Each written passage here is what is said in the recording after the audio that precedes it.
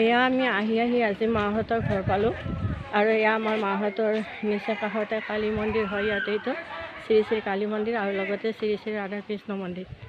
এয়া দেখিছে এইখন হৈছে আমাৰ গেট, ইয়াৰ প্ৰৱেশদ্বাৰ। ইয়াৰে ভিতৰলৈ সোমাই যায়। এয়া আহি পালোঁ আমি মন্দিৰ। এইটো হৈছে আমাৰ শ্ৰী শ্ৰী ৰাধা কৃষ্ণ মন্দিৰ আৰু এয়া হৈছে আমাৰ কালী মন্দিৰ। ইয়াতে বছৰত এবাৰ কালী পূজাখন কৰা হয়, গতিকে সিদিনা মানুহ বহুত হয় ইয়াতে আৰু বহুত বলি হয়। ইয়াতে হাঁহ, পাৰ, ছাগলী, কোমোৰা, এইবিলাক মাছ, এইবিলাক বহুত কিবা কিবি বলি হয় আৰু সিদিনা ইয়াতে আহি বহুত ভাল লাগে। এয়া ইমান ধুনীয়া পৰিৱেশ, খুব সুন্দৰ লাগে আৰু এয়া আহি বহুত ভাল লাগে আচলতে ইয়াতে। আৰু এনে মন্দিৰ বুলি ক'লে আচলতে আমাৰ ভক্তিভাৱ আহে, যিহেতু মন্দিৰবোৰ আচলতে ভগৱন্তৰ ঠাই, গতিকে বহুত ভাল লাগে আৰু বহুত যাত্ৰী ইয়ালৈ আহে।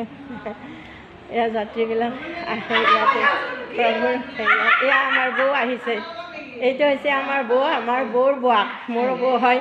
যে বহুত দিনৰ মূৰত লগ পালোঁ, বৌ বহুত ভাল লাগিল। কেনে লাগিল বৌ আজি? ভাল লাগিল, বহুত ভাল লাগিল। তোমালোকে ক'ত আহিছা?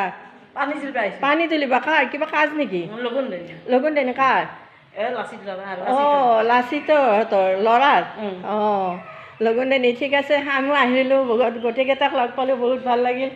এয়া বৌসকল আহিছে, গোটেই বৌ আৰু গাঁৱৰে কেইজনী বৌ হয়, ভাই বোৱাৰী হয়, সকলো আহিছে, গাঁৱৰে মানুহ গোটেইখিনি আহিলোঁ, ভাল লাগিল।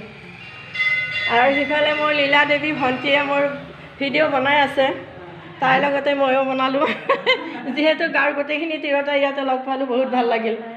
এয়া আমাৰ বৌহঁতো হয়, ভাই বোৱাৰী বহুত আছে আৰু গাঁৱৰ গোটেইখিনি, বহুত ভাল লাগিল। তোমালোকে কি পানী তুলিব আহিছা? অঁ, কি লগুণ দেনি? লগুণ দেনিৰ পানী তুলিব আহিছে। আৰু যিহেতু আমাৰ গাঁৱত এই মন্দিৰটো আছে, গোটেই গাঁৱৰ যিখিনি ৰাইজ আমাৰ প্ৰত্যেকৰে কিবা এটা কাজ হ'লে, কিবা এটা অনুষ্ঠান পাতিলে আমাৰ ইয়াতে প্ৰথমতে চাকি বন্তি জ্বলায়। গতিকে এখেতসকলো আজি আহিছে চাকি বন্তি জ্বলাবলৈ। বহুত ভাল লগা সময় আৰু বহুত ভাল লাগে।